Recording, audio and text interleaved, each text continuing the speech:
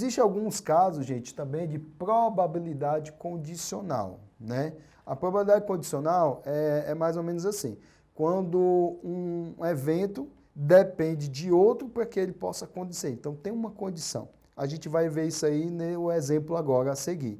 Então, qual a probabilidade de uma semente amarela da geração F2 ser heterozigota? Muito bem. As proporções, claro, que a gente já veio estudando até então, no cruzamento, né, de heterozigotos, é a seguinte: 25% para homozigoto dominante, 50%, né, para heterozigoto e 1/4 ou 25% para indivíduos recessivos. Aí é que está. Se perguntássemos qual a probabilidade de uma semente amarela ser heterozigota, a resposta não necessariamente seria 1/2. Porque, pessoal, vai depender muito dos resultados, necessariamente do cruzamento. Como vocês vão olhar aqui no quadro. Por exemplo, colocando aqui os gametas no quadro, masculinos e femininos.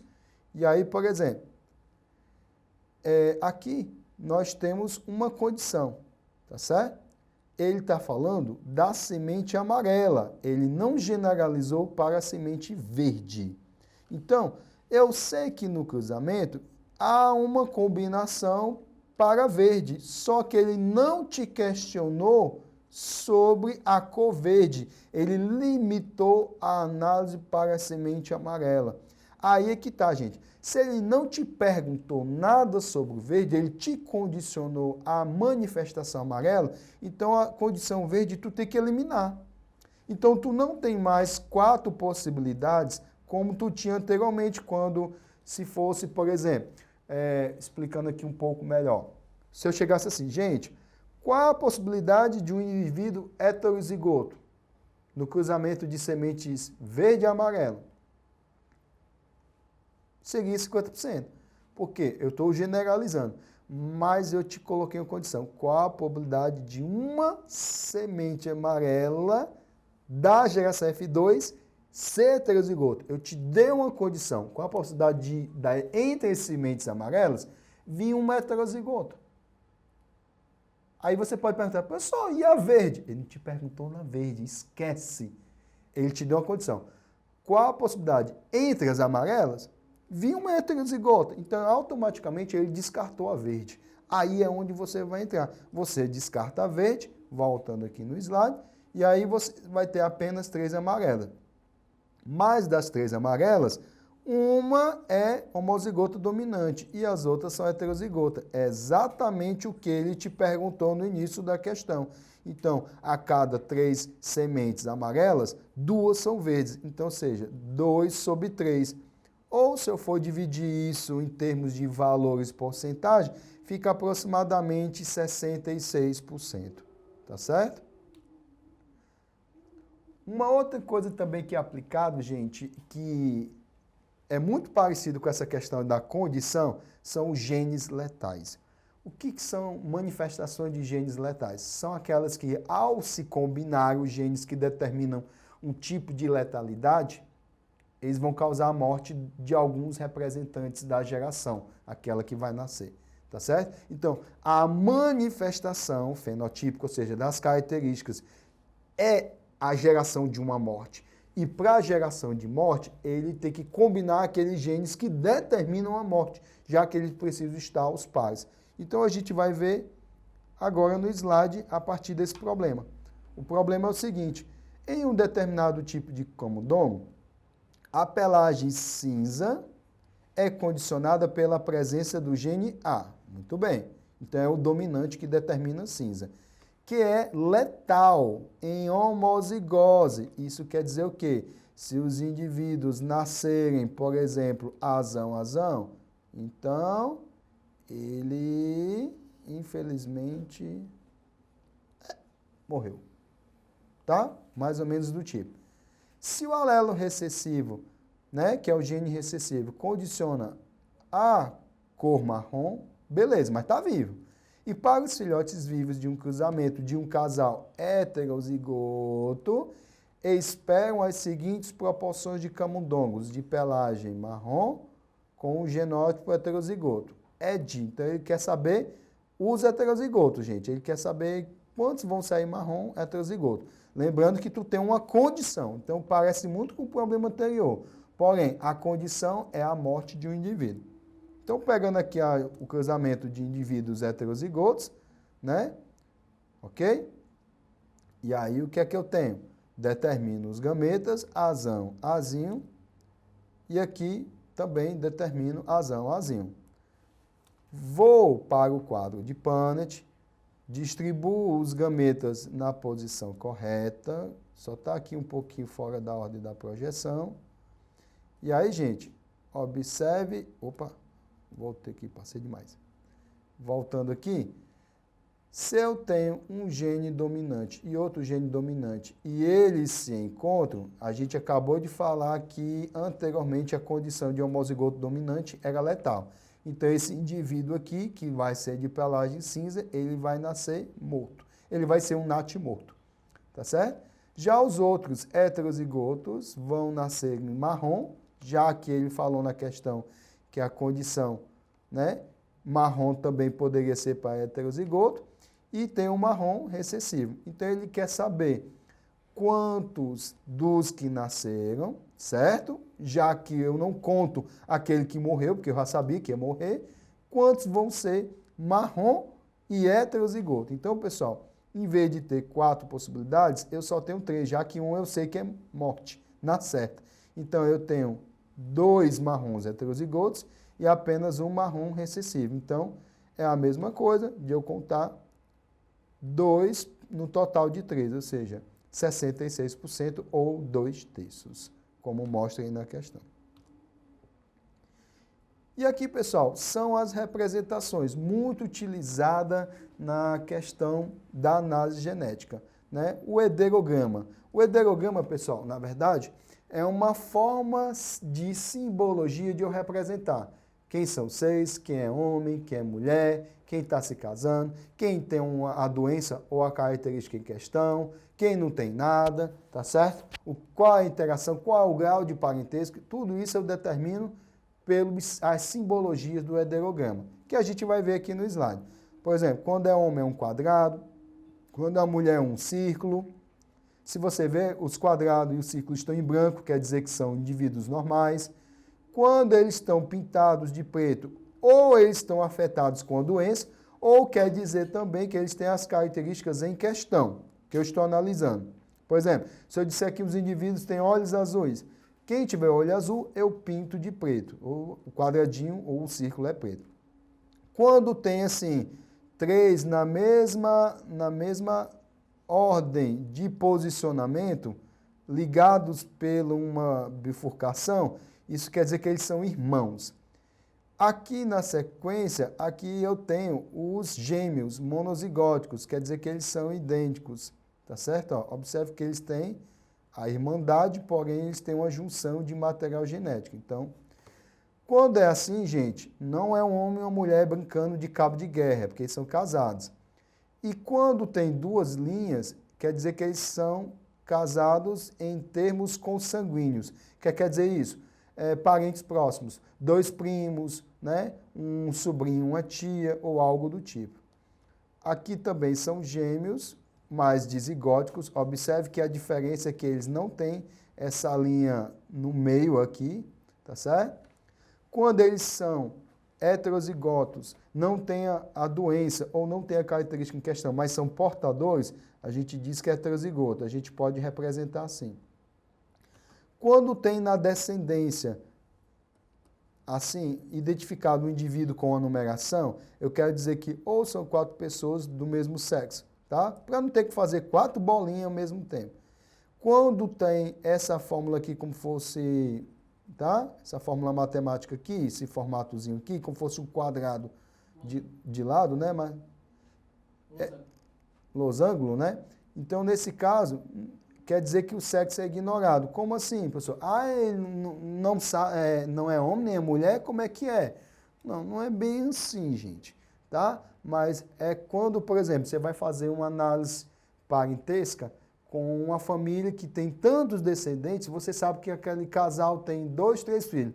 mas você desconhece se eles são homens ou mulheres, você não tem proximidade, você não conhece, mas sabe que ele tem filhos, então o geneticista lá, o que vai fazer a análise, ele não vai esperar você pesquisar para dizer se vai ser uma bolinha quadrada. Ele bota um símbolo desse, quando ele não identificou. Na sequência, nós temos, né, o que representa quando o indivíduo morre, que é o falecido, né, que geralmente a pessoa pode ser um traço na diagonal ou representa assim com a cruz, e pode ser isso aqui também. Um casal, por exemplo, que é uma família, onde um casal, um homem ou mulher, tem filhos, um homem ou mulher, ou seja, um casal. E aqui é uma representância de uma aplicação de um heterograma, né? Vamos fazer um heterograma. Um homem normal, né, filho de pais heterozigotos, casa-se com uma mulher albina, ou seja, despigmentado da pele. Muito bem. Qual a probabilidade de nascer um filho albino? Certo? Então, observe que o homem é normal, de pais heterozigotos. Pessoal, quando você olha pais heterozigotos, o homem tanto pode ser homozigoto dominante como homozigoto recessivo. Por isso que vocês estão vendo aqui que essa segunda letra aqui desse homem tem um tracinho, porque não se sabe. E ele falou que a mulher é albina. O albinismo, pessoal, é determinado por um gene recessivo, o Azinho. Então, por isso que aqui tem um Azinho. E aí ele quer saber qual a possibilidade de ter um filho, olha, que é do sexo masculino, se não era filha, albino. Ou seja, tem que ser um quadrado e Azinho, Azinho. Ele quer saber qual é essa possibilidade.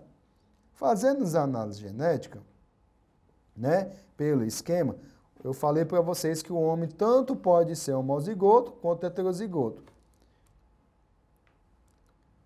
E aí, claro, se ele for homozigoto, ele não terá filhos albinos, porque se aqui tiver uma outra letrinha dominante, então ele só terá filhos heterozigotos, ele nunca vai ter um filho albino, azinho, azinho.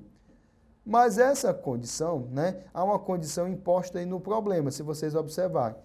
Ele disse que o pai, normal, mas é filho de casal heterozigoto. E para ter o albinismo, o homem ele tem que ser heterozigoto, gente. Porque se ele for homozigoto, não tem o que fazer na questão.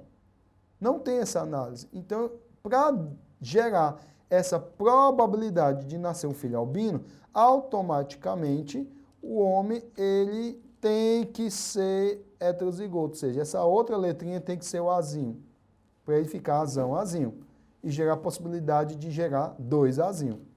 Então, fazendo isso, eu faço a adaptação do cruzamento, ou seja, o homem fica azão, né, e azinho, e azão, azinho. Já aqui é a condição dos pais, ou seja, os pais, aqui é a condição dos pais, vamos botar bem aqui, já que os pais ambos são heterozigotos, e o filho tem que ser heterozigoto para poder ter descendente albino. Então, o filho ele não pode ser albino, aqui ele já disse que o pai é normal, então ele não pode ser albino, por isso que está arriscado aqui, e aí que está. Ele pode ser homozigoto dominante, só que aí ele não vai ter filho albino. E ele pode ser heterozigoto, que é para poder gerar a condição de albinismo. Tá certo? Então, analisando aqui, eliminando a possibilidade do azinho, então fica apenas o quê? 1/3 para o indivíduo normal puro e 2/3 para o indivíduo híbrido. Sabendo disso, agora a gente pode fazer uma análise mais aprimorada da questão. Se o indivíduo, né, ou o pai for um heterozigoto, as chances de nascer um filho albino vai ser o seguinte, aí fazendo o cruzamento, azão, azinho que cruza azinho, azinho, eu vou ter possibilidade de ter um filho 50%, ou um meio, tá? Fazendo a análise. Por quê? Se ele for heterozigoto, ele vai combinar tanto o A dominante quanto o A recessivo. Já a mãe, que é albina, só vai ser recessiva. E aí eu vou ter um meio. Como há dois eventos que precisam ocorrer simultaneamente, ou seja, já que eu tenho a possibilidade de ele, né, ser heterozigoto e ser albino, então são dois eventos. Eu tenho que analisar se ele for heterozigoto e se ele for albino. Então, olha aí como é que a gente faz. Primeiro eu vou analisar qual a possibilidade de ele ser heterozigoto. Então, para ele ser híbrido, eu tenho duas possibilidades, como mostra aqui no quadro. Vou marcar aqui de asterisco. Para ele ser heterozigoto, ele tem duas possibilidades entre 3. Então, colocando aqui na fórmula, 2/3, tá certo? Então, ele tem a possibilidade de ser heterozigoto entre 3 possibilidades, né? Que é 2 de ser heterozigoto e 1 de ser homozigoto. Muito bem. E agora eu quero saber a possibilidade de ele ter filho albino. O albino, claro, é quando o indivíduo é totalmente homozigoto recessivo. Então, qual a possibilidade de ter essa condição? Então, é uma possibilidade dentre 2. Ou o filho é albino ou o filho não é. Então, eu vou ter o quê? 1/2. Pessoal, observe que eu tenho duas condições. E essas duas condições, gente, é a regra do E. Porque uma condição não está interferindo na outra, pelo contrário, elas acontecem simultâneas. Então, eu multiplico 2/3 com 1/2. Se eu for multiplicar essa fração, fica 2/6 ou 1/3, que dá 33%. Bom, outros tipos de herança que também são aplicados, pessoal, nessas regras, né, utilizadas na primeira de emenda, por exemplo, a questão do albinismo, como a gente falou, a questão do lobo da orelha, se é solto ou livre, né? A questão da covinha no queixo, a questão de dobrar a língua, a questão de polidactilia, que é vir um dedo a mais, né? Entre outras. Então, essas condições, pessoal, são as que geralmente vêm em questões mais para analisar. Mas lembrando, ambas têm ou dominância ou recessividade para facilitar as análises. Tá bom? Então, uma característica dessa, ela pode ser, por exemplo, autossômica, que é aquela que não envolve diretamente os cromossomos sexuais, por exemplo, tá certo? E aí podem ser determinados pelos seus respectivos fenótipos, né, ou manifestações. Tá bom? E quando vem características sexuais, aí é porque envolve os cromossomos sexuais. Bom, aqui é só para mostrar para vocês a questão, um quadro, mostrando, por exemplo, em relação ao experimento de Mendel, né, como foi que ele determinou, a questão das características dominantes, a questão das características recessivas, lembrando que dominante é aquelas que prevalecem. E aí, gente, qualquer questão que envolva uma dessas características, você pode utilizar as letras respectivas para poder fazer aquela base de cálculo, né, que a gente veio utilizando. Determina os pares, né, se é homozigoto, se é heterozigoto, determina os gametas, não esqueçam, metade da carga genética, um gene de cada par, tá certo? Determinou os gametas, vai para o quadro de Punnett, né? E aí determina os cruzamentos. E aí faz as proporções, tanto genotípica ou fenotípicas, que foram solicitadas na questão, né? Aí lembrando que pode haver a aplicação da regra do OU, a regra do E, tá certo? Ok? Onde pode ter também aquela questão dos condicionamentos. Gente, por hoje é só, né? Espero que vocês tenham aprendido um pouco mais da genética básica. Espero vocês no próximo encontro e até lá.